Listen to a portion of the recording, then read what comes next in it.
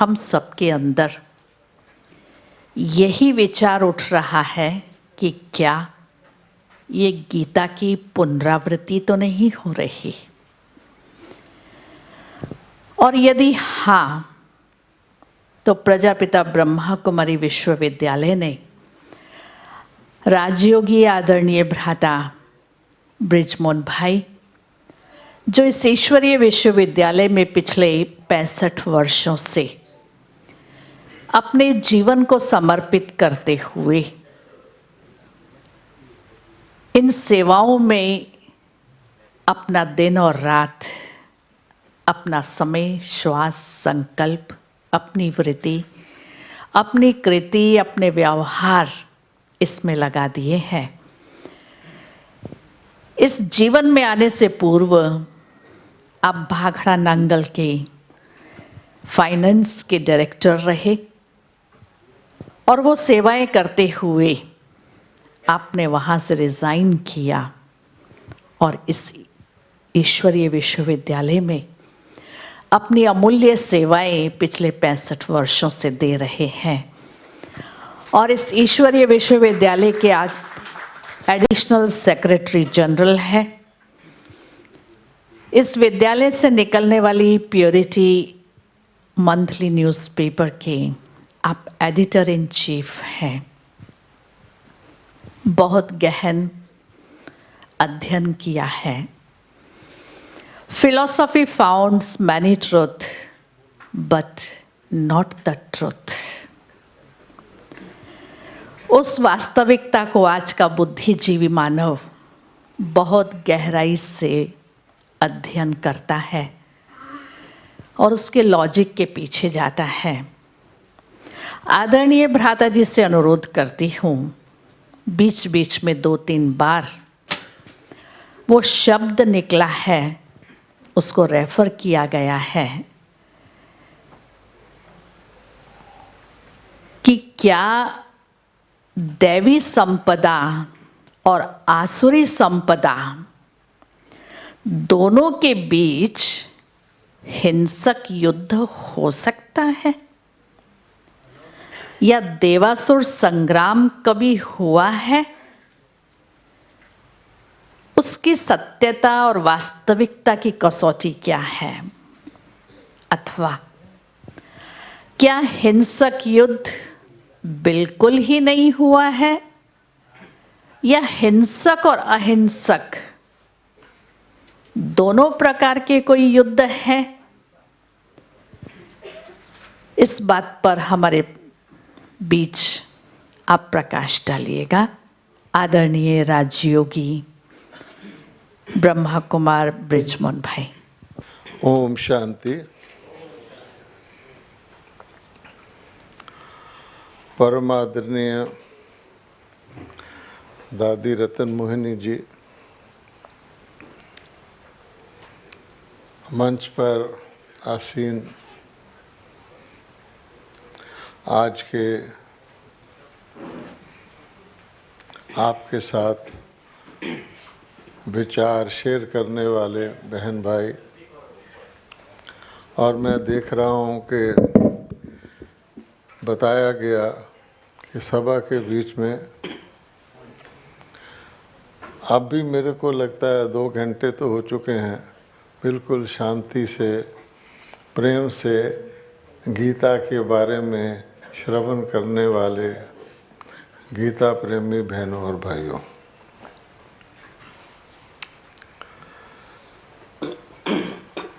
आज हम सचमुच एक बहुत ही गहरे विषय पर बातचीत कर रहे हैं।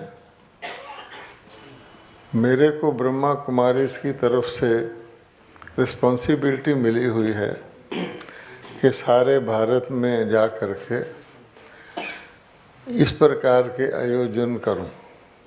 करती तो बहनें हैं, पर आयोजन करने का मुझे ड्यूटी मिली हुई है।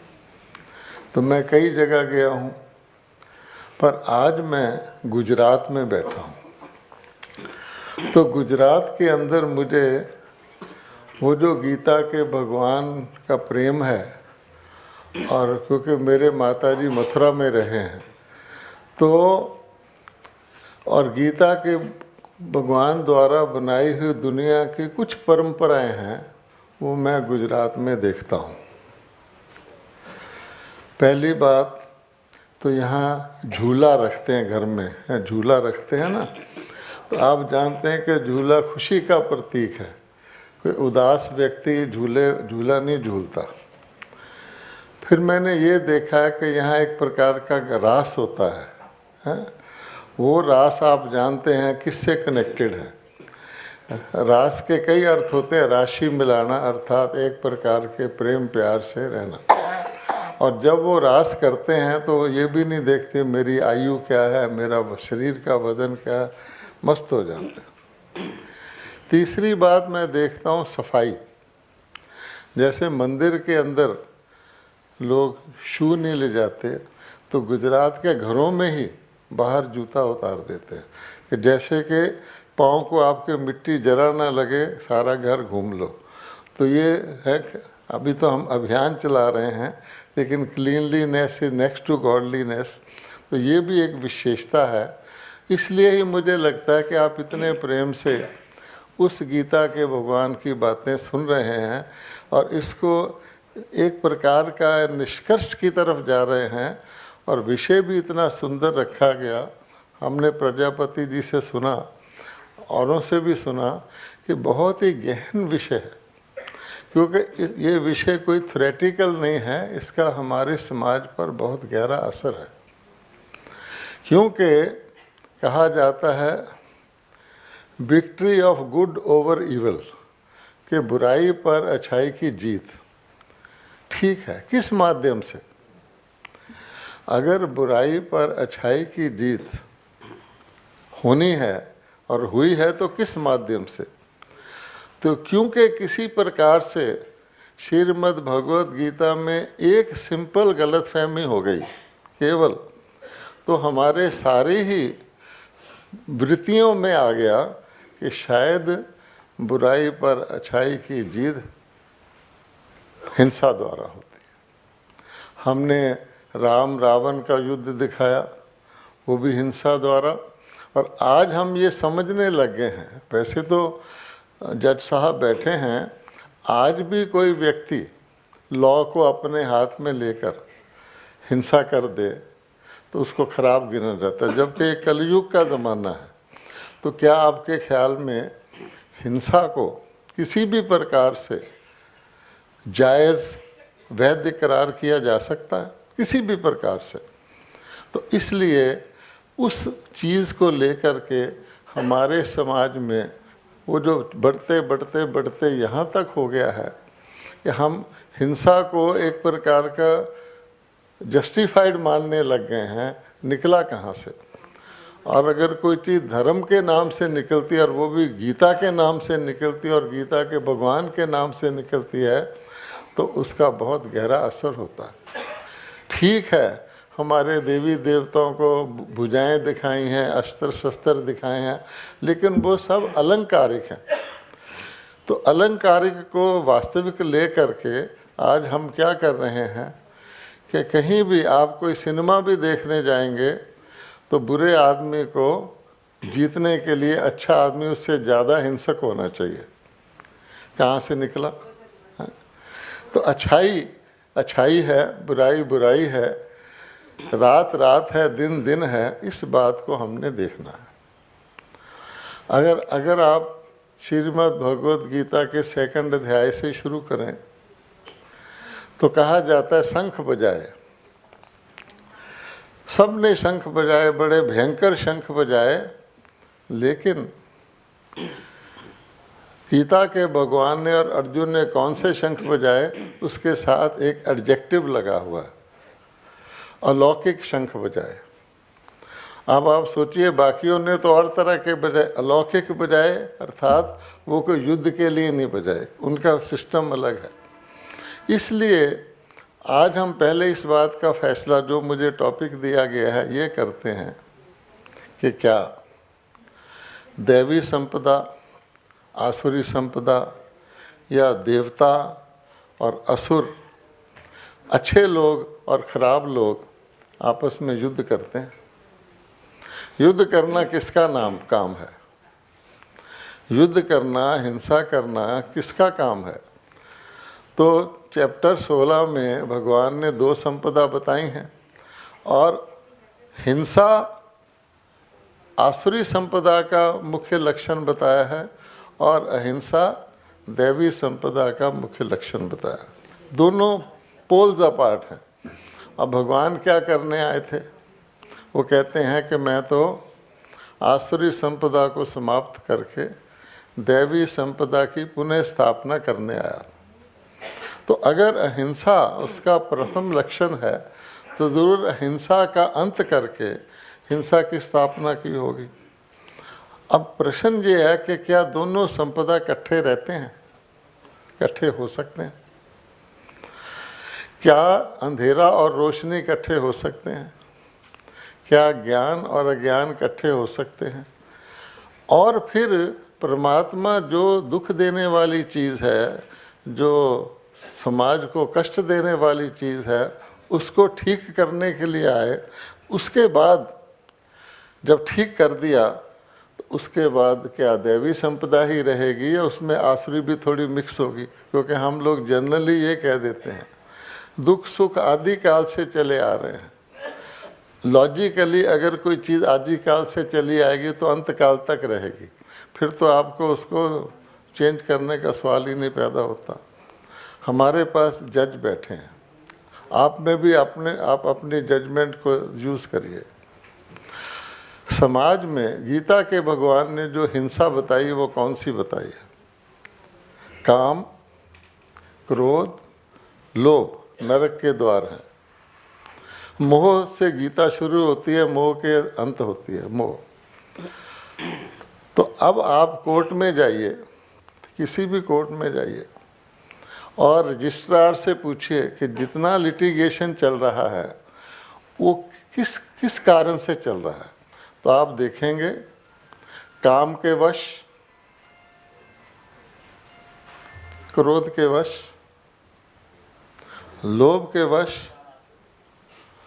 मोह और अहंकार के वश, इसके अतिरिक्त कोई लिटिगेशन है ही नहीं।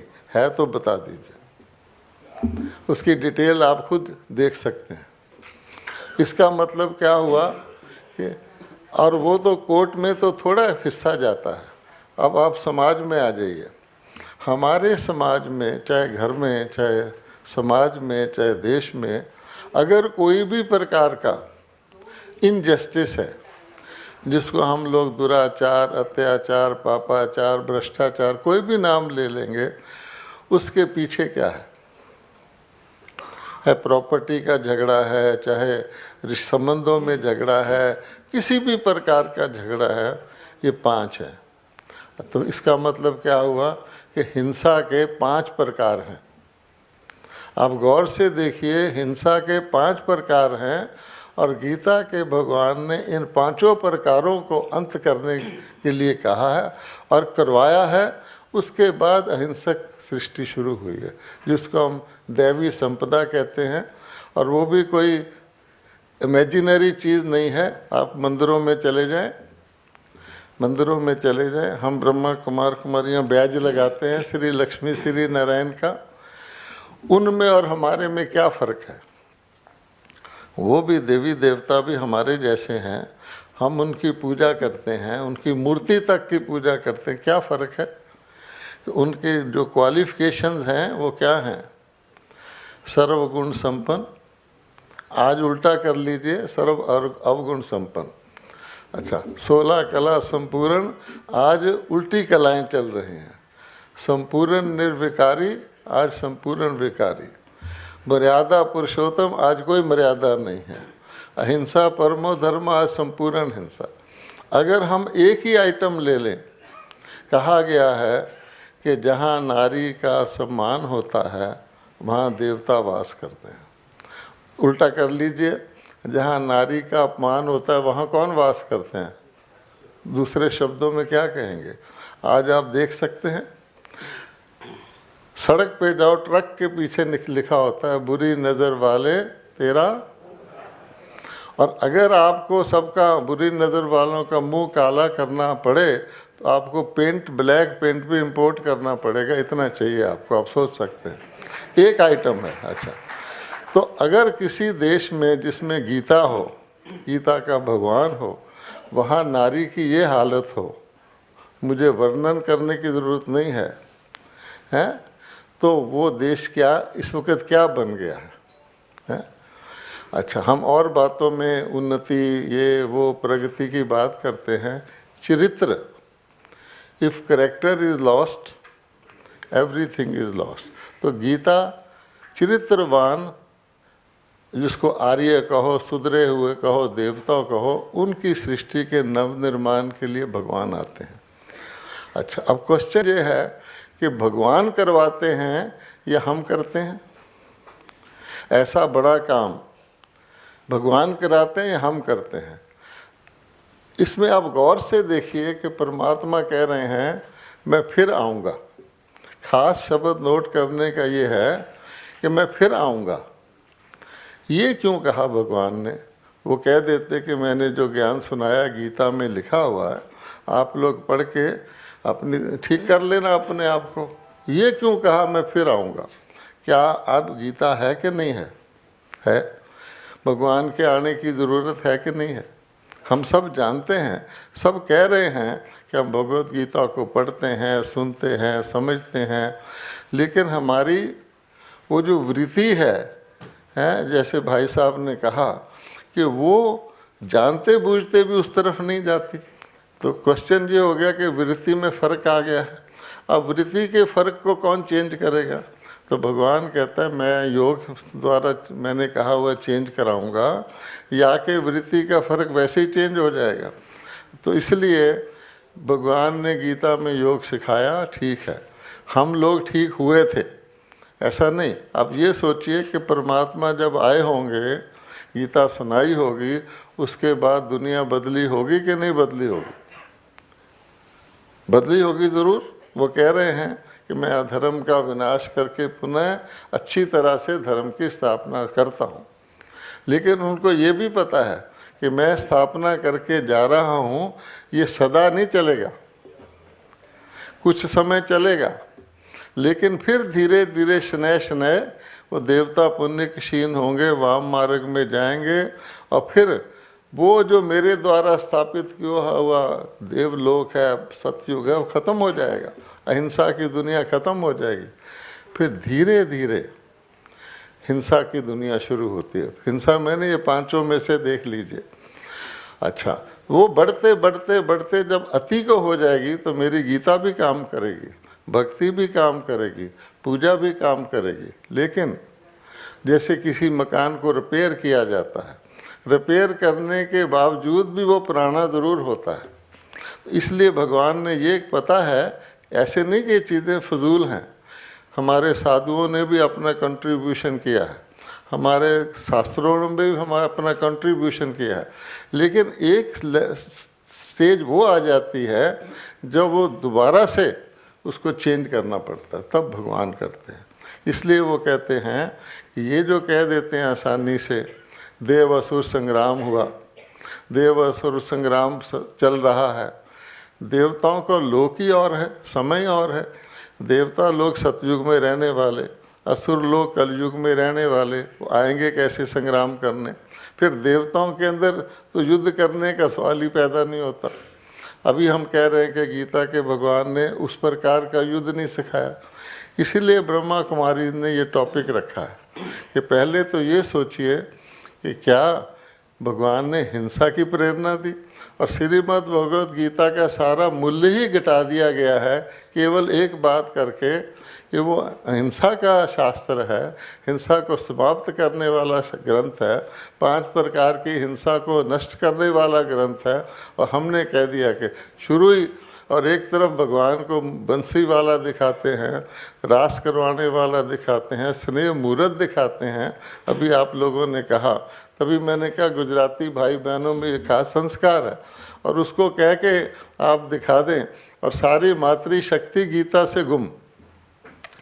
कहाँ भगवान है और कहाँ गीता? आप देखिए भगवान की बनाई हुई दुनिया में महाराजन महारानी इकट्ठे सिंहासन पर बैठते हैं। अब देखिए श्री लक्ष्मी श्री नारायण इकट्ठे राज सिंहासन पर बैठे हैं कि नहीं बैठे हैं? श्री राम श्री सीता इकट्ठे राज सिंहासन पर बैठे हैं कि नहीं बैठे हैं? उसके बाद माताएं कहाँ गई?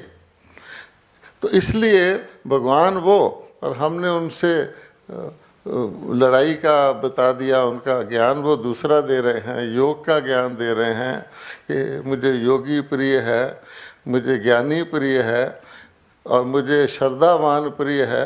और इधर हम उसको ऐसे कर दिया, टाइटल पर ही रथ छाप दिया और वो कर दिया। आप सोचिए कि क्या संभव है। बहुत सारी बातें डिटेल की जाने की ज़रूरत नहीं है कि क्या एक अर्जुन के ही भगवान ने ज्ञान दिया होगा, या उनके साथ भगवान के और भी साथी थे जिनसे उन्होंने गोवर्धन उठवाया था। तो सार कहने का ये है, अब वो समय है। और ये ब्रह्मा कुमार कुमारी कौन है? जो भाई साहब ने कहा कि विश्व बंधुत्व की भावना पैदा कर हमारा लक्ष्य है, वो कर रहे हैं कि नहीं कर रहे हैं? आज सारे विश्व में, भारत को तो छोड़ो, जो लोग अन्य भाषाओं वाले, अन्य देशों वाले हैं, वो भी भारत की दैवी सभ्यता को अपना रहे हैं, स्नान कर रहे हैं, वेजिटेरियन हो रहे हैं और अपने को आत्मा समझ रहे हैं। तो कर रहे हैं कि नहीं कर रहे? तो ब्रह्मा कुमारी इसका एक ही संदेश है, जो गीता के भगवान का संदेश हम पास ऑन करते हैं। वो क्या है कि देवताओं की दुनिया में अगर गीता के आप फर्स्ट चैप्टर को खोल लें तो दो बातें बताई जाती हैं। एक है आत्मा, एक है शरीर। आत्मा अजर अमर अविनाशी है, शरीर नश्वर है। ठीक है। अगर आप अपने को शरीर मान के चलेंगे, जो आजकल हम चल रहे हैं, आजकल हम क्या हैं? हम भारतवासी हैं, इसलिए ज्ञान है, हमारे अंदर कोई आत्मा है। Beyond this nothing. हम शरीर मान के चल रहे हैं तो क्या होगा? हमारा लाइफ का एम ऑब्जेक्ट इस शरीर तक सीमित रहेगा। अच्छा, शरीर मानने से हम वो जो आत्मा की क्वालिटीज़ हैं, जो परमानेंट चीज़ें हैं, उसको छोड़कर विनाशी में आएंगे। इसका मतलब यह हुआ कि विनाशी साधनों के द्वारा हम सुख लेने की कोशिश करेंगे, तो विनाशी साधनों से सुख मिलेगा, वो विनाशी होगा। और भगवान कहता है कि तुम अमर आत्मा बनोगे तो आत्मा की क्वालिटीज़ को धारण करोगे तो अविनाशी होगा। इतना ही फर्क है। और अगर आपने कार को ड्राइवर मान लिया, मेरे को मैं मान लिया, तो क्या होगा? गलती कुछ गड़बड़ तो होगी कि नहीं होगी? मेरे को मैं मान लिया। आज हम क्या कर रहे हैं? ये शरीर मैं है या मेरा है? कोई कहता है शरीर मैं हूँ, नहीं। टोटल बॉडी को कहेंगे मेरा, जैसे मेरी ड्रेस है। अब मेरे को मैं मान के हम चलेंगे तो ये 5 विकार पैदा हो जाएंगे, अदरवाइज नहीं होंगे। देवताओं की फ़र्क क्या है? वो भी हमारे जैसे थे, वो आत्मा मान के चलते थे, हम शरीर मान के चलते हैं। उनका लोक अमर लोक कहलाता था, हमारा लोक मृत्यु लोक कहलाता है। आज कौन से लोक में हम बैठे हैं? कहेंगे जी मृत्यु लोक। क्या मतलब हुआ? आत्मा तो नहीं मरती, लेकिन हम शरीर मान के चलते, इसलिए हम समझे मर गया जग परलो सब खलास। तो इसलिए हम क्वालिटीज ही नहीं धारण करते आत्मा की, जो आगे भी चलें, यहाँ भी सुख दें। इतना ही फर्क है। हमको ये चुनना है कि हम टेम्परेरी विनाशी अल्पकालिक सुख चाहते हैं at the cost of permanent अविनाशी सदाकालिक, या के परमानेंट चाहते हैं। तो ब्रह्मा कुमारी ये कह रही हैं कि भगवान ने गीता ज्ञान के द्वारा अमर लोक बनाया था, हम ही लोगों को देवता बनाया था, आसुरी संपदा में से ही दैवी संपदा तैयार किया था। इसलिए उन्होंने अर्जुन को निमित्त बनाया कि अर्जुन के रथ में आए कि देखो अर्जुन, मेरे को दोनों सेनाओं के बीच में खड़ा कर दो। अब वो सेनाएं कौन सी थी? एक है मटीरियलिस्टिक वर्ल्ड, जो समझते हैं कि हम सांसारिक तरीके से सुख शांति को पाएंगे, जिसका वर्णन भी गीता के 16 चैप्टर में है कि काम विकारी सब कुछ है, इसके अलावा कोई सुख नहीं है, दम्भ फ्रेब। अच्छा, दूसरे कौन युद्ध कर रहे हैं? हमारे धर्म गुरु वो कह रहे हैं कि नहीं भाई, इस तरह से दुनिया ठीक नहीं होगी। वो क्या कर रहे हैं उसमें आप देखेंगे, कृपाचार्य, द्रोणाचार्य इत्यादि इत्यादि हैं। वो क्या कर रहे हैं कि अपने ढंग से जो भी कुछ उनकी समझ में आता है, धार्मिक शक्ति के द्वारा कोशिश कर रहे हैं दुनिया को ठीक करने की। अब अर्जुन को भगवान ला के कहते हैं देख, इससे ठीक हुआ, क्योंकि ये ट्राई किया, अपने वक़्त पे ठीक था, अपने वक़्त पे हमारे शास्त्रों ने भी मदद किया, तपस्या ने भी मदद किया, दान पुण्य ने भी मदद किया, जो कुछ हम कहते हैं वेद अध्ययन जप तप क्रियाएं, मदद किया। अब ये भी खड़े हैं, ये भी खड़े हैं, दुनिया की हालत क्या है। इसलिए उन्होंने फिर अलौकिक शंख बजाया कि इस लोक, ये संगम कहलाता है। अब अंत कलयुग आएगा, सतयुग जाएगा, सतयुग ने आना है, कौन करेगा? तो भगवान कहता मैं कराऊंगा। अब आप गौर से देखिए, अगर आप सारी गीता में आप विनाश इत्यादि की बात कर ले, बुराई का नाश हो भी जाए, वैसे तो नहीं होता। जब शस्त्रों के द्वारा आत्मा मरती ही नहीं, तो आत्मा के अंदर उसके अवगुण रहेंगे कि नहीं रहेंगे? जो काम क्रोध लोभ है, उनका नाश कोई शस्त्रों से तो नहीं हो सकता, वो तो व्यक्ति फिर पैदा हो जाएगा। खुद ही भगवान कह रहा है। और किसी भी प्रकार के मनोविकारों का भी नाश आप नहीं कर सकते। चलो मान लो हो गया, तो वो जो अगली दुनिया आनी है, जो देवता बनने, वो कहाँ से बनेंगे? आखिरकार दो हिस्से हैं ना, आपने बुराई का नाश कर दिया। सारी गीता को आज लोग यही मानते हैं, गीता से बुराई का नाश हो गया, चलो मान लिया। अब जो देवता आने, वो कहाँ से आने हैं? तो गीता में वो भी लिखा हुआ है, 3rd चैप्टर में लिखा हुआ है कि आदि कल्प के आदि में ब्रह्मा जी ने यज्ञ रचा, जिससे देवता उत्पन्न हुए। आप पढ़ लीजिए। अब यज्ञ से देवता कैसे उत्पन्न होते हैं? क्या देवता ब्रह्मा जी ने उत्पन्न किए या ब्रह्मा जी के द्वारा परमात्मा ने उत्पन्न किए? तो गीता में 50 जगह लिखा हुआ है कि ब्रह्मा के द्वारा मैं स्थापना करता हूँ, विष्णु के द्वारा पालना करता हूँ, शंकर के द्वारा विनाश करता हूँ, ये करवाने वाला मैं अलग हूँ। अच्छा, तो ज़रूर यज्ञ से देवता उत्पन्न हुए और वो देवता वृद्धि को पाए, तो वो ज़रूर कोई ज्ञान यज्ञ होगा। परमात्मा ने आके जो गीता ज्ञान सुनाया वही यज्ञ है। उसके द्वारा ज्ञान लेकर, योग सीखकर मनुष्य आसुरी वृत्तियों से दैवी वृत्तियों को धारण किया होगा, और सारी दुनिया ने तो किया नहीं होगा। आखिरकार अनेक, उसमें ये भी लिखा हुआ कि कोटों में कोई, कोई में कोई, कोई में भी कोई विरला इस ज्ञान को समझता है। और मैं जो हूँ, जितना हूँ, जैसा हूँ, उस तरह मेरे को याद करोगे तो तुम मुक्ति को पाओगे। बहुत कुछ लिखा हुआ। तो सार ये है कि भगवान इस समय, आप परिस्थितियाँ देख लीजिए, क्या ये वही परिस्थितियाँ हैं कि नहीं? बहन जी ने कहा वही गीता एपिसोड रिपीट हो रहा है कि नहीं? प्रकृति हमारे आउट ऑफ कंट्रोल हो गई, ठीक है। जो लोभ का विकार है, लोभ का विकार ना केवल मनुष्यों को मनुष्यों का शोषण करवाता है, वो तो प्रकृति का भी शोषण करवा देता है। अब मनुष्यों ने प्रकृति का इतना, यानी जो प्रकृति जो देने वाली है, हमें सुख देने वाली है, सतयुग में सतोगुणी थी, आज प्रकृति हमारी दुश्मन हो गई। तो प्रकृति तमोगुणी, वातावरण तमोगुणी, पांचों विकार मौजूद, और क्लाइमेट चेंज आप देख सकते हैं। हर प्रकार के बुद्धि मारी गई है, तो अपने विनाश के बम भी तैयार कर रहे हैं, जिसको कहा जाता है, यादवों ने अपने पेट से मूसल निकाले थे, जिससे उन्होंने अपने कुल का विनाश किया था। तो डिस्ट्रक्शन के लिए भगवान को कुछ नहीं करना पड़ता। Evil destroys itself. बुराई अति पर पहुंचकर आपे ही नाश हो जाती है, पाप का घड़ा भरकर आपे ही फूट जाता है। भगवान को केवल नई दुनिया के बच्चे बनाने हैं। तो वो कहते हैं कि मैं आकर के ब्रह्मा जी के द्वारा यज्ञ रचता हूँ, और यज्ञ का नाम यज्ञ है, यज्ञ की बहुत महिमा है, गीता में पूरा चैप्टर है। लेकिन वो यज्ञ ज्ञान यज्ञ रचता हूँ, रुद्र ज्ञान यज्ञ रचता हूँ, और वो ज्ञान मैं ही देता हूँ। उसमें कई जगह कहा हुआ है कि मैं ही, मेरा परिचय मैं ही दे सकता हूँ, और मैं ही तुमको दिव्य दृष्टि देता हूँ। तो वो कार्य अभी चल रहा है। इसलिए हम सबको ये संदेश देते हैं, ख़ास तौर पे गुजरात के भाई बहन जिनके अंदर वो संस्कार हैं कि कोई ऐसी कृष्णपुरी थी, लेकिन कृष्णपुरी कोई एक एरिया का नाम नहीं है। कृष्णपुरी सारा विश्व ही था।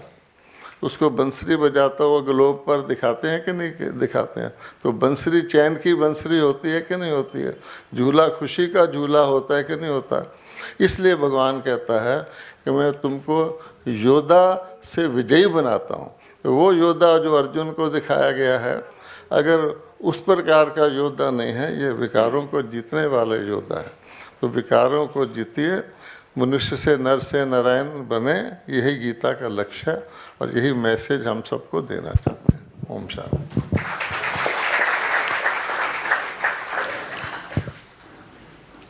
आदरणीय भाई साहब ने बहुत सरल शब्दों में दैवी संपदा, आसुरी संप्रदा, देवासुर संग्राम को स्पष्ट किया। और अब अनुरोध कर रही हूँ हमारे माननीय हेमांग भाई Rawal, additional district and session जज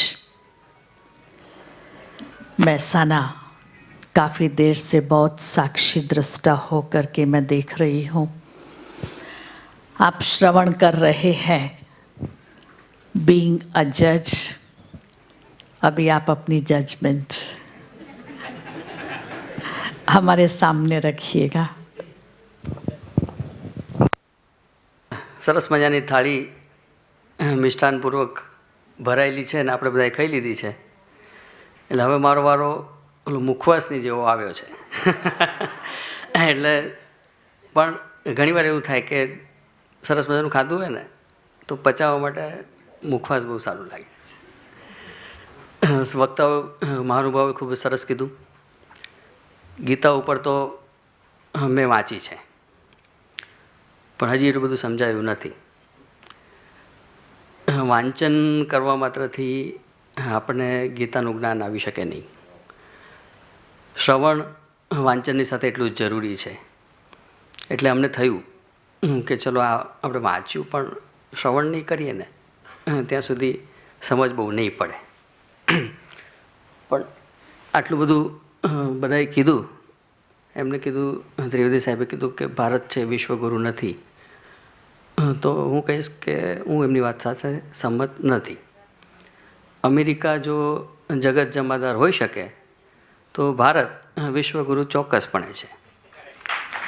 કારણ કે ભારત ઉપર, ભારત ભૂમિ એવી છે કે ધર્મ ક્ષેત્ર છે, ન્યાય ક્ષેત્ર છે, કર્મ ક્ષેત્ર છે. ગીતાને આપણે એક શ્રીમદ ગીતા છે, યુદ્ધ ક્ષેત્રમાં ઉપદેશના સ્વરૂપમાં લખાયેલો ગ્રંથ છે. ભગવાને કીધેલી વાત છે અને અર્જુનને સાંભળી છે. અર્જુનની સાથે સાથે ત્યારે ટેલિવિઝનનું ઇન્વેન્શન થયેલું, એટલે સંજયે લાઈવ ટેલિકાસ્ટ સ્વરૂપે, બ્રોડકાસ્ટ સ્વરૂપે ધૃતરાષ્ટ્રને બધી વાતો કીધી. એટલે ગીતા તો યુદ્ધ ક્ષેત્ર ઉપર ભલે શરૂ થઈ છે, પણ આપણી જીવન સાથે સંકળાયેલી વસ્તુ છે. ગીતાને એક આપણે ધર્મ સાથે નહીં જોડી શકાય. એ કોઈ પર્ટિક્યુલર ધર્મની આપણે કહીએ કે હિન્દુ ધર્મનું શાસ્ત્ર છે તો નહીં, એવું નથી. આ ગીતા છે જીવન જીવવાની રીત છે. આપણને શીખવાડે છે કે આપણે કઈ રીતે જીવવાનું છે. ગીતાનો સાચો અર્થ અને સાચું સમજવું હશે તો આપણે અર્જુનની જેમ જાણવું પડે. અહીંયા બધાએ શ્રી કૃષ્ણની જેમ સરસ મજાની વાતો કીધી, આપણને સમજાવવાનો પ્રયત્ન કર્યો. પણ જ્યાં સુધી આપણે અર્જુન નહીં થઈએ ને ત્યાં સુધી આપણી માટે આ બધું સમજવું મુશ્કેલ છે. કારણ કે આપણાને ઈશ્વરમાં બહુ બહુ બહુ એટલો બધો ફેર નથી હોતો. બિલકુલ આપણે ભૂત કે ભવિષ્ય એમાં જ રાચ્યા પાચ્યા રહીએ છીએ અને ઈશ્વર વર્તમાન છે. આપણે કહીએ છીએ કોઈ દિવસ કીધું કૃષ્ણ હતા, કોઈ કહેશે કૃષ્ણ હતા રામ હતા, કોઈ નહીં કહે. પણ 100 મિસ્ટર હતા અને હવે 100 મિસ્ટર હશે. એટલે આપણાને ઈશ્વરમાં બહુ આટલો જ ફેર છે. ન્યાય ક્ષેત્ર માટે કીધું તો સ્થિતિ અને સંજોગો પ્રમાણે વસ્તુ થાય. જો અર્જુન ને પાંડવોએ જે રીતે યુદ્ધ ક્ષેત્રમાં લોકોને મારી નાખ્યા ને તો એમાં કંઈ 302નો ગુનો મર્ડર ન થાય.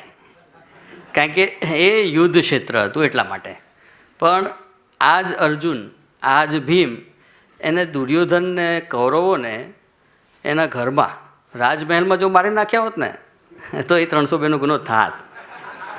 કારણ કે એ સ્થિતિ અને સંજોગો પ્રમાણે છે.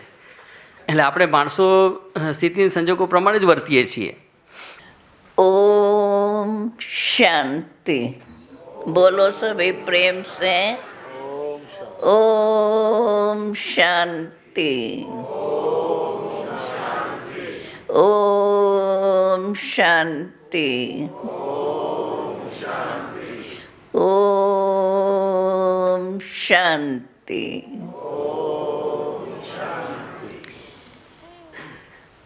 सर्वशक्तिवान परम प्यारे परमात्मा पिता की संतान, आज जिस विषय पर ये सारा प्रोग्राम चल रहा है, अगर हम सार रूप को देखेंगे और थोड़ा विचार करेंगे तो मैं समझती हूँ आप सभी भी इसी सार पर पहुँचेंगे कि वास्तव में ये सारा कार्य उस एक परमपिता परमात्मा का है, जिसको सारी दुनिया में, चाहे बच्चा हो चाहे बाप हो, किसके पर भी कोई आपत्काल आता है तो उस सर्वशक्तिवान को ही याद करते हैं, चाहे कैसा भी हो, अच्छा हो या बुरा हो। लेकिन अंत में फिर भी जब देखते हैं अभी मेरा इधर कोई सहारा नहीं, एक तरफ ये, या जब उसके मरने की घड़ी होती है तो अंत में फिर भी ईश्वर को ही याद करके और खुद शांत हो जाते हैं। कहने का भाव ये है, विस्तार को तो हम सुनते हैं, सुन रहे हैं, समझ भी रहे हैं, क्यों हम विस्तार वाली दुनिया में रह रहे हैं। इसलिए इन सब बातों को विस्तार से जानना, समझना और फिर उसमें जो बात अपन को पसंद आती है उसको हम अपनी जीवन में धारण करते जाते हैं। तो हमारे कहने का सार यही है, आप सबने इतनी बातें सुनी और उससे आपको समझ में आ गया होगा कि बरोबर वास्तव में यही हमारी मान्यता सत्य है कि परमात्मा एक है जो सदा कायम है। बाकी सृष्टि के अंदर मनुष्य आत्माएं भिन्नता तो हर वस्तु में होती है, लेकिन मनुष्य आत्मा के अंदर वो शक्ति है, वो विचारधारा है, जिससे जो भी सुने उस पर विचार करते हैं अगर शांति से, प्रेम से, तो उसका निर्णय उसके पास से स्पष्ट आ जाता है। तो हम तो कहेंगे वर्तमान समय को आप लोग भी मानेंगे कि इसको इस समय कलयुग कहा जाता है। मानते हो ना? मानते हो? मानते हो? सभी का क्या कहना है? कलयुग है, ये तो मानते हो ना? इस कहने में मैं समझती हूँ आपको संकोच क्यों हो रहा है? क्या कहेंगे? अभी ये समय कलयुग है या सतयुग है? क्या है? कलयुग है ना? मैं समझती हूँ बहुत समय सुन सुन के थक गए हैं, इसलिए जवाब ठीक से नहीं दे रहे हैं। फिर भी इशारों में और देखते हैं कोई जवाब देता है वो ठीक ही है तो फिर शांत में बैठ जाते हैं। तो मैं भी यही कहेंगी, समय तो बहुत बीती गया है। वास्तव में हम सबको उस मूल बात को ही समझना है कि जब हम शरीर में हैं तो ये शब्द हम कैसे बोलती है, हम कौन और शरीर कौन। नाम तो तब पड़ा जब शरीर धारण किया। धारण किसने किया? शरीर धारण किसने किया? आत्मा ने किया ना। उसके लिए तो एक ही शब्द है या और भी शब्द है? आत्मा शरीर को धारण करके सृष्टि मंच पर आती है, क्योंकि आत्मा अविनाशी है। आत्मा के अंदर वो शक्ति है जो शरीर को धारण कर उनके कर्मेंद्रियों के द्वारा जैसी जैसी कर्मेंद्री वैसा वैसा उनसे कर्म कराती है। इसलिए हमें इस बात को जानना है, जो शक्ति मेरे अंदर है अथवा जो मुझसे काम कराती है, अर्थात मैं जब बोलती हूँ मुझसे, तो मैं कौन? प्रश्न ये आएगा, आपसे पूछा जाएगा आप कौन, तो कहेंगे मैं फलाना हूँ, जो आपके शरीर का नाम है। वास्तव में शरीर का नाम भी जब तक शरीर है, शरीर धारण करने वाला कौन? आत्मा ही है ना। आत्मा ही है ना शरीर को धारण करने वाली। और वो ये तो मानेंगे कि आत्मा सदा कायम है। इसका मतलब ये नहीं है कि शरीर में सदा कायम है। जैसे हम ये मानेंगे कि परमात्मा सदा है ही है, हाजिर नाजिर है, मानते हैं ना, क्योंकि वो शरीर रहित है। अशरीरी कहें, अशरीरी कहना भी वास्तव में परमात्मा के लिए हमारा शोभता नहीं है। परमात्मा को परम आत्मा, ऊंचे ते ऊंची आत्मा। अब ऐसी आत्मा परमात्मा की हम संतान लौकिक में भी माना जाता है। जैसा बाप वैसा बेटा, जैसे माँ बाप, जैसी माँ वैसी बेटी, आम रीति से ऐसे कहा जाता है। तो ये भी जब हम सब परमात्मा पिता की संतान है, कौन बोलता है? शरीर में आत्मा है तब हम बोल सकते हैं। इसका मतलब वास्तव में यथार्थ रूप में मैं आत्मा हूँ। बोलने वाली जब मैं आत्मा हूँ तो शरीर से आवाज़ सुनती हूँ। ऑर्गन्स है, ये ऑर्गन्स है। ये ऑर्गन्स तब काम करते हैं जब इसके अंदर मैं प्रकाश रूप आत्मा हूँ। इस बात को अगर हमने अच्छी रीत से समझ लिया, स्वयं को पहचान लिया और ये समझ करके कि मैं परमात्मा की संतान, परमात्मा तो अविनाशी है, उसको शरीर की आवश्यकता नहीं। शरीर के न होते भी हम सर्व मनुष्य आत्माएं, माना जो भी कुछ चल रहा है उसकी जानकारी उनके पास है ही है।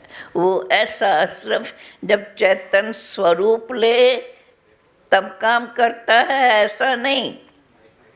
लेकिन वो सदा ही परमात्मा, जो परमात्मा को मानते हैं, मानने वाले भी तो हम मनुष्य आत्मा ही है ना। आत्मा का पिता परमात्मा, अर्थात ऐसे कहें हम सर्व आत्माएं एक पिता परमात्मा की संतान है। परंतु हम आत्माओं ने यह स्थूल शरीर धारण किया है, इस स्थूल देश में पृथ्वी पर जन्म लिया है। तो हम जब शरीर जन्म लिया और कर्म इंद्रियां है, माता पिता है, तो उन सब के साथ से हम कार्य कर्म कर सकते हैं। लेकिन जब शरीर का समय भी पूरा होता है तो हम शरीर छोड़कर, कौन शरीर छोड़ती है? आत्मा शरीर से निकल जाती है। वास्तव में हमें स्वयं को, आत्मा जो अविनाशी है, परमात्मा भी अविनाशी है, तो वास्तव में मैं आत्मा भी अविनाशी हूँ। हम मानते हैं हम परमात्मा की संतान है। जब परमात्मा की संतान है तो हमें स्वयं को ऐसा ही समझना चाहिए। परमात्मा के गुण, परमात्मा को सब क्यों याद करते हैं? बहुत करके देखो, दुख के समय जब कोई सच्ची दिल से याद करते हैं तो उसको उसी समय भी मदद मिलती है। ये मदद तब मिलती है जब उस समय अपनी सच्ची दिल से बाप को याद करते हैं। और जब हम भला उसको स्थूल में नहीं देखते हैं तो हम उसको अपना बाप क्यों मानते हैं? ये मानने वाली कौन?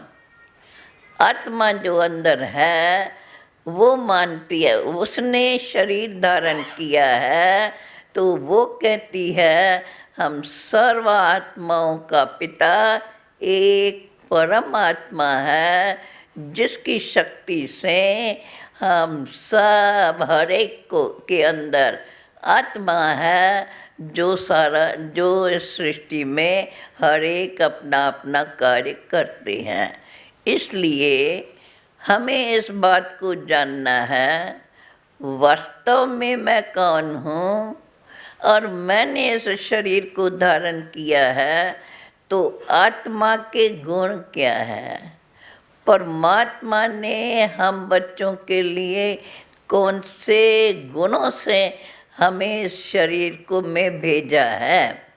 अगर हम इस बात को समझ लें तो हम अपना पाठ सृष्टि में बड़ा अच्छा, सदा हम परमात्मा की याद से हर कार्य करते रहें। हर कार्य में अंदर में बाप की स्मृति रहे तो हमारे अंदर सदा शांति और सर्व के प्रति प्रेम रहेगा।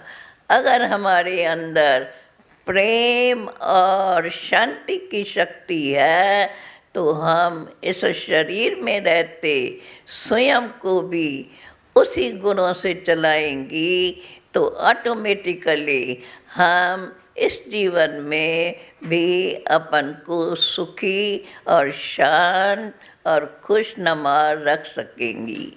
इसलिए मैं समझती हूँ शरीर के लिए देखो कितना काम करना पड़ता है हर एक को, क्योंकि कर्म इंद्रियाँ हैं, उन कर्म इंद्रियों को भी तो काम तो देना ही है ना। काम देने वाली कौन, कराने वाली कौन? वो शक्ति जो अंदर शक्ति स्वरूप है। जब वो इस शरीर को धारण करती है तो इन ऑर्गन्स के द्वारा, जैसे ऑर्गन्स उनों के द्वारा वो कर्म कराती रहती है। जब वो शक्ति जो सदा कायम है शरीर से निकल जाती है तो शरीर कोई काम का नहीं। और फिर आप जानते हैं उसको आखिर क्या करते हैं? ले जा करके आखिर उसको भस्म कर देते हैं। इसलिए हमें इस बात को जानना है जो सर्वशक्तिवान बाप सारी सृष्टि का मालिक है, चाहे रचता है, उस परमात्मा पिता की मैं आत्मा वास्तव में शुद्ध स्वरूप हूँ। मैं भी ज्योति स्वरूप हूँ। ज्योति किसको कहा जाता है? जो रोशनी नज़र आती है। हम बिजली जलाते हैं तो इसको रोशनी कहते हैं ना, ज्योति कहते हैं ना। तो ज्योति अर्थात प्रकाश स्वरूप। वास्तव में मेरा रूप भी प्रकाश का ही है। तो प्रकाश रूप को आत्मा कहा जाता है, जो आत्मा इस शरीर के अंदर है। इसलिए हमें सदा स्वयं को ऐसा ही समझ करके कि मैं आत्मा प्रकाश स्वरूप हूँ, परम पिता परमात्मा उस सर्वशक्तिवान पिता की संतान, जिसने ही हमको इस पृथ्वी पर भेजा है, हमें सदा उसको प्रेम से याद करना है। और जैसा बाप वैसे ही बच्चे। बाप कैसे सभी बच्चों को, कैसा भी बच्चा उसके पास उसको दिल से याद करता है तो उसको उस समय मदद ज़रूर मिलती है। तो हम आत्माओं को भी अपने को ऐसे ही समझना है, हम सब एक पिता की संतान है। जैसे बाप सबको मदद करता है, वैसे मुझे भी स्वयं को उसी के समय ही, जब भी हम सब आपस में मिलते हैं, ऐसे खुशियों से मिलते रहें, एक दो को खुशियाँ देते रहें और उन खुशियों के साथ हम अपनी जीवन ऐसे व्यतीत करते रहें जो सदा दुखों से दूर और सर्व से स्नेह में संपन्न बना रहे। बाकी तो आज आप लोगों ने इस विषय पर बहुत सी बातें सुनी, इसलिए मैं इसका जास्ती विस्तार न करके इतना ही कहती हूँ। हमें भले हम शरीर में हैं, लेकिन बोलना, देखना, शरीर की कर्मेंद्रियों से कर्म कराना, वो तो जब मैं आत्मा इस शरीर के अंदर हूँ तब ही कराती हूँ। इसलिए हम स्वयं को आत्मा मान करके और इस शरीर के कर्मेंद्रियों से कर्म कराते रहना है। जब हम अपन को आत्मा ही मानेंगे तो हमें अपना परम प्रिय परम पिता परमात्मा भी याद रहेगा और हम ऐसी मान्यता से अपन को चलाएंगे तो हमारे से कभी भी कोई बुरा कर्म नहीं होगा। हम किससे बुरे व तेज शब्दों में नहीं बोलेंगे और सदा उस शांति और प्रेम में रहकर सर्व से प्रेम से चलते हुए इस जीवन को निभाते चलेंगे। बाकी तो समय के अनुसार हम सभी ने बोला है और सब ने इस बात को स्पष्ट किया है कि यह गीता का भगवान कौन, गीता का भगवान भी हम उसको ही कहेंगे। वास्तव में भले गीता शास्त्र बनाया गया है, उसका नाम गीता है, लेकिन वो शास्त्र के अंदर मुख्य बात तो पहली यही बताई थी परमात्मा की। फिर बनाते बनाते पुस्तक और बहुत जानते जानते उसमें अपनी अपनी भाषा, अपने अपने देश के अनुकूल, अपनी मान्यताओं के अनुकूल उसमें बातें आती गई है। लेकिन मूल बात है सृष्टि का रचयिता एक ही सर्वशक्तिवान परमपिता परमात्मा है, जिसको हम इन आँखों से नहीं देख सकते हैं, परंतु उसको सच्चे दिल से मानने से हमारे अंदर जो दैवी गुणों की जागृति होती है, हम अपने जीवन को उन दिव्य गुणों से चलाते हैं, जिन दिव्य गुणों से हमारा बोलना भी सबके साथ बड़ा स्नेह का बना रहेगा और सबके प्रति दृष्टि और वृत्ति वो ही रहेंगी कि हम एक पिता की संतान, आपस में भाई और बहन है। बस अगर ये धारणा हम अपने में पक्की करते हैं तो हम भी सदा खुश रहेंगे और जिससे भी मिलेंगे उसको भी हमारे से खुशी का अनुभव होता रहेगा। इसलिए हमें ये जो शिक्षा पिताश्री ब्रह्मा बाबा से मिली है, उन शिक्षाओं को हम जीवन में धारण करते हुए अभी तक वही अनुभव करते रहते हैं कि सचमुच भले परमात्मा को हम इन आँखों से नहीं देखते हैं, लेकिन करण करावनहार तो उसको ही कहा जाता है। नहीं तो इतना सारी सृष्टि और उसके अंदर ये सब इतनी आत्माओं का निवास इस चैतन्य स्वरूप में, और ये सृष्टि का चक्कर चलता ही रहता है। ये सारा कार्य उसी शक्ति से चलता है, लेकिन हमें उस शक्ति को समझकर जानकर स्वयं के अंदर भी उस शक्ति की जागृति करनी है।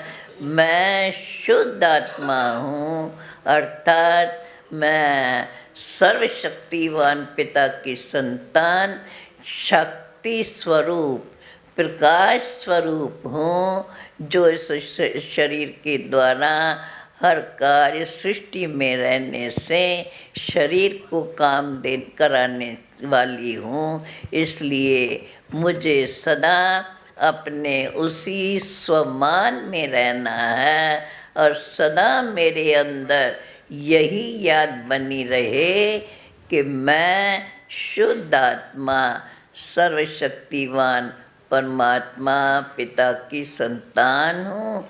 ये सब हमारे भाई और बहन हैं, उन्हों से ऐसा ही स्नेह भरा व्यवहार करते हम चलेंगे तो हम भी सुखी और जिन्हों के साथ संबंध संपर्क बना रहेगा वो भी खुश होते रहेंगे।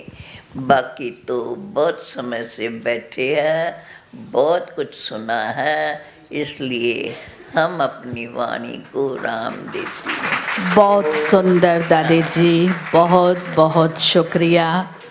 दादी जी ने हम सभी को महसूस करा दिया, खुदा से जुदा रूहों को कब्र जिस्म आज़ाद करो, निकालो जनाजा जिस्म का और रूहे चमन आबाद करो। और अब आमंत्रित कर रही हूँ भ्राता कृष्ण भाई बारोट, अध्यक्ष और मैनेजिंग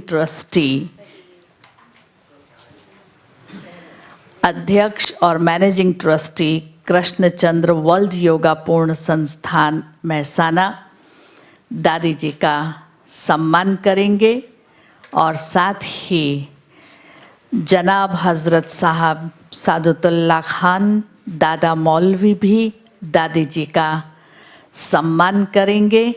अनुरोध करती हूँ कृपया मंच पर आए। अभी हम कार्यक्रम के अंतिम चरण की ओर पहुँच रहे हैं, कुछ समय और है। आप जितना शांतिपूर्वक और धीरज से बैठे हैं, सिर्फ 5 मिनट और उस धीरज को अपने अंदर धारण कीजिए।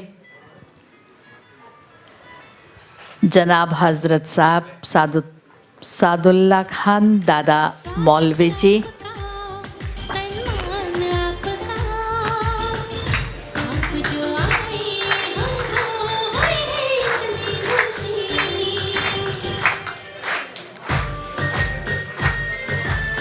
पुष्प से और शॉल से दादी जी का सम्मान कर रहे हैं।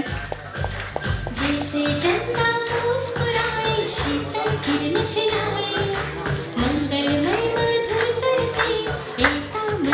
दादी जी को शॉल पहना रहे हैं। जैसे चंदा मुस्कुराए शीतल किरण फैलाए, और कुछ पुस्तकें भी स्वर से भेंट कर रहे हैं।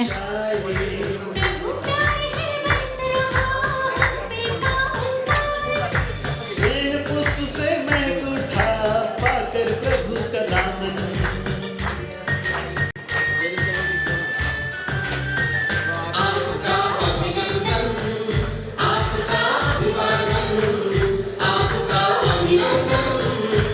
और अब कृष्णकांत भाई बारोट दादी जी को बहुत सुंदर मोमेंटो दे रहे हैं।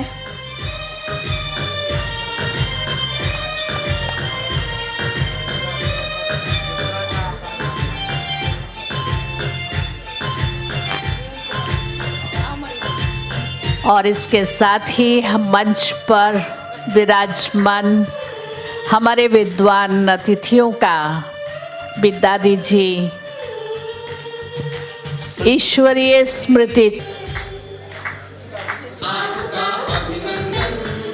और अब अनुरोध कर रही हूँ भ्राता दिलीप भाई त्रिवेदी से दादी जी से सम्मान के रूप में शॉल, परमात्मा स्मृति चिन्ह और प्रसाद स्वीकार करें।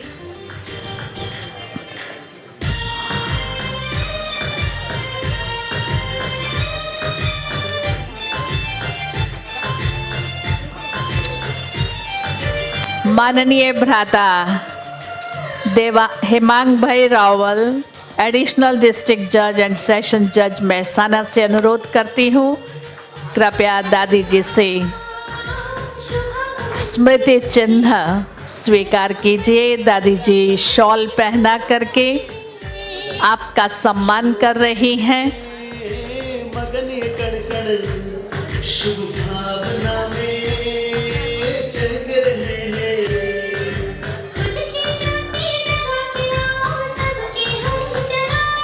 और ईश्वरीय प्रसाद भी दे। कार्यक्रम का अंतिम चरण आभार का भार वहन करने के लिए अनुरोध कर रही हूँ भ्राता दशरथ भाई पटेल, डायरेक्टर गणपत यूनिवर्सिटी महसाना से आभार का भार वहन करें। ओम शांति। શ્રીમદ ભગવદ્ ગીતા મહાસંમેલનના અંત ભાગમાં આભાર વિધિનો સમય છે। સમય ખૂબ વ્યતીત થયો છે, પણ આભાર વિધિ પણ એટલી જ અગત્યની છે। આ પ્રોગ્રામના અધ્યક્ષ દીદી રતનમોહનજી, વ્રજમોહનદાસજી, બ્રહ્માકુમારી શારદાબેન, સરલાબેન, વીણાબેન, પ્રોફેસર મણિભાઈ સાહેબ, ભાઈ શ્રી દિલીપભાઈ, હેમાંગભાઈ તેમજ બધા શ્રોતાઓ આ પ્રોગ્રામમાં આવી એના જે જ્ઞાનનો લાભ લીધો છે એના માટે અમે સૌ આપ સૌના આભારી છીએ અને આ જ્ઞાનનો જીવનમાં ઉપયોગ થાય એવા ખૂબ શુભ આશયથી આ શ્રીમદ ભાગવત ગીતાનું મહાયજ્ઞનું આયોજન થયું છે। એટલે સંસ્થા વતી હું આપ સૌનો આભાર માનું છું અને હું પર્સનલી એટલે આભાર માનું છું કે મેં પણ ગીતા જ્ઞાનમાં ઘણું બધું વધારો મેળવ્યો છે અને હું મારા જીવનને ધન્ય ગણું છું। ફરી સૌને વંદન અને ઓમ શાંતિ। Thank you. ओम शांति। आभार का वहन करने के लिए आपका भी बहुत बहुत आभार।